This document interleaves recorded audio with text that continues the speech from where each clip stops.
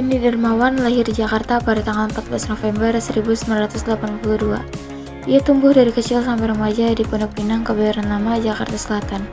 Sewaktu di Pondok Pinang, ia aktif mengikuti kegiatan remaja di masjid maupun di musola. Sekolah Formal 1 ia selesaikan di Universitas Muhammadiyah Jakarta tahun 2006. Kemudian sekolah S2 diselesaikan di Institut PTIK pada tahun 2012.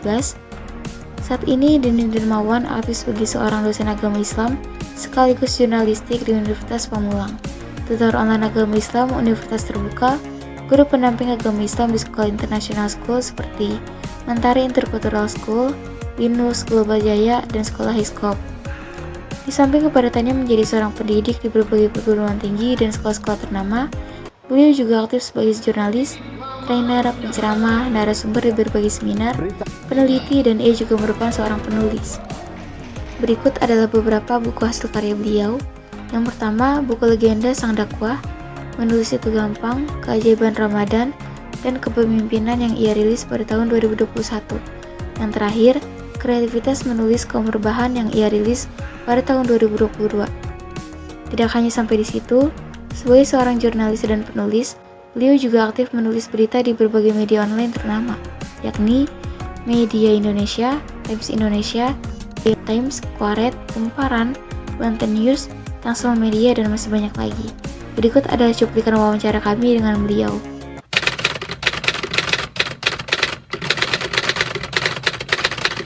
Dalam perjalanan hidup yang pernah saya lalui, ya, ada beberapa hal yang mungkin bisa menjadikan pelajaran buat para pemuda saat ini. Saya ketika saya kuliah itu semester 4 itu saya tidak pernah minta sama orang tua saya. Kenapa? Orang tua saya sudah tua dan dia adalah seorang buruh instalasi listrik dari rumah ke rumah. Dari situ saya memberanikan untuk apa? Saya nggak mau lagi minta duit sama orang tua, dan pada akhirnya saya menjadi penulis lepas di media. Dan di situ saya pernah memimpin 20 mahasiswa dari berbagai kampus seperti di UIN, di Trisakti, di Universitas Jayabaya, Gunadarma, UI, UNJ, dan sebagainya. Nah, dari situ saya banyak pengalaman, sehingga dari beberapa kegiatan yang kami lakukan selain menulis di media cetak pada saat itu Indopos, saya juga membuat program yang namanya pelatihan jurnalistik. Jadi di situ saya menggagas bersama teman-teman untuk mengelilingi SMK atau SMA atau sekolah yang mau menerima kami untuk mengadakan pelatihan jurnalistik supaya mereka itu mau membaca koran pada saat itu dan mereka itu ya mau menulis. Nah, akhirnya saya di situ menjadi narasumbernya dan alhamdulillah kita bisa memberikan hal yang sangat positif untuk warga Jakarta sejabodetabek pada saat itu. Itu pengalaman-pengalaman yang pernah saya lakukan, sehingga ketika pengalaman itu jangan masa muda Anda itu ya merasa dalam suatu zona aman. Anda kuliah selesai, tapi Anda perlu belajar di luar kelas supaya apa? Nanti mental Anda terbentuk, kemampuan Anda yang selama ini Anda pernah tahu akan terbentuk, sehingga nanti ketika Anda dalam dunia kerja, Anda siap untuk berkompetisi maupun siap untuk totalitas bekerja secara profesional.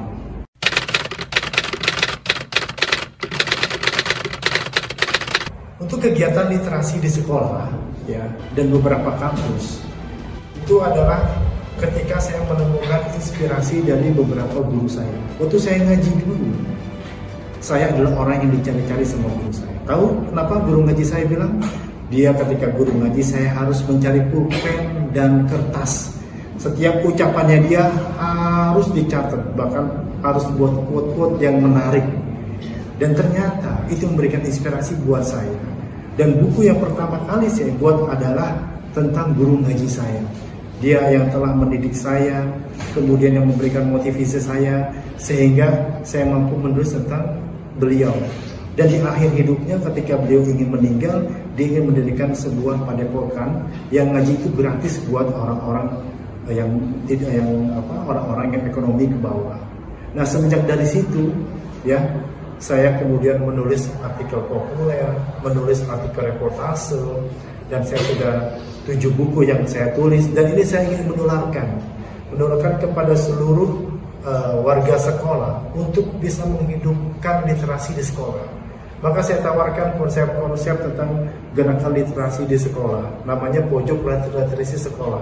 Jadi ketika mereka lulus itu jangan lagi coret-coretan, apalagi tawuran.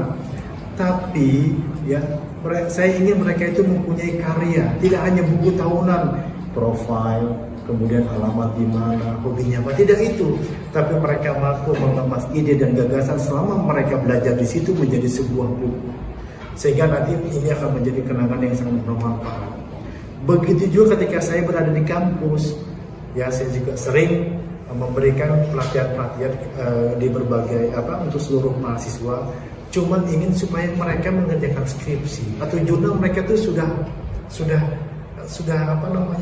mampu gitu, bukan lagi menjadi momok menakutkan.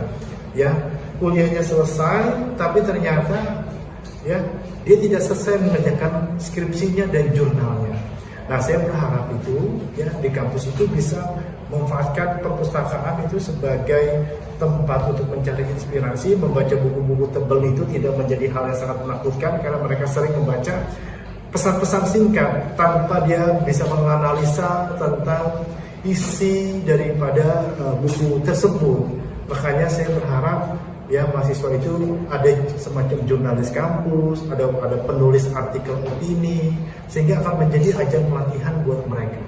Nah itulah ya saya ingin ya bahwa literasi itu menjadi kunci kualitas hidup, sehingga nanti dia bisa meningkatkan kualitas hidupnya, tidak hanya sekedar membaca, tapi ada mantra Iqra. Karena apa? Karena ibadah karena Allah Subhanahu wa taala, maka Allah akan memberikan pemahaman tentang sebuah teks, analisa, mengidentifikasi, kemudian bisa mengkomunikasikan, kemudian teks itu bisa bermanfaat untuk kita.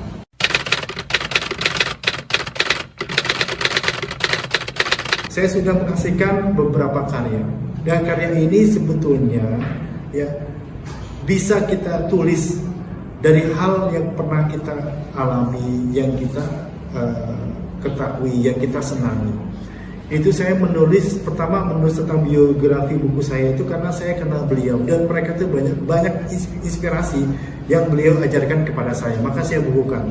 Buku kedua saya misalkan tentang Ramadan itu kan sebetulnya hal-hal yang pernah saya sampaikan ketika mau ceramah, ya saya tuliskan. Ketika nanti ceramahnya sudah banyak, bukunya saya kasih ke jamaah atau ke pengurusnya. Ada juga menulis itu gampang. Itu karena saya dulu masih muda itu suka ikut seminar, suka bergabung di komunitas. Maka saya tulis tentang pengalaman tentang menulis. Dan ada juga buku saya tentang kreativitas menulis kaum rebahan. Nah ini uniknya daripada buku ini adalah bagaimana rebahan ya tetapi bisa menghasilkan. Malas boleh tapi jangan kebablasan. Kenapa? Karena malas itu seperti fitrah, semua orang punya malas. Tapi bagaimana mengelola rasa malas sehingga menjadi produktivitas. Nah itu ada di buku saya yang ke-5 ya.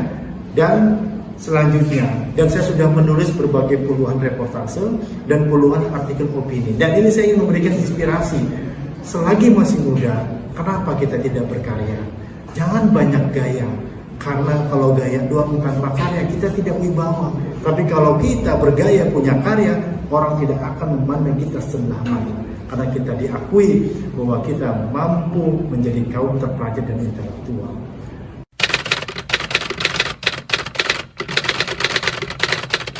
Harapan saya untuk seluruh pemuda atau mahasiswa, ya, jangan punya mental yang tertutup, cara berpikir yang tertutup, mudah ngeluh, ya, selalu tidak siap menerima perubahan, kemudian juga tidak mau belajar tentang sesuatu hal yang baru, kemudian pantang menyerah, ya. Anda harus mempunyai growth mindset, pikiran yang terbuka, coba lakukan hal yang baru, keluar dari zona aman, ya. Kemudian belajar hal-hal yang baru, jangan pantang menyerah, ya. Nikmati prosesnya, maka proses tidak akan mengkhianati hasil yang Anda dapatkan.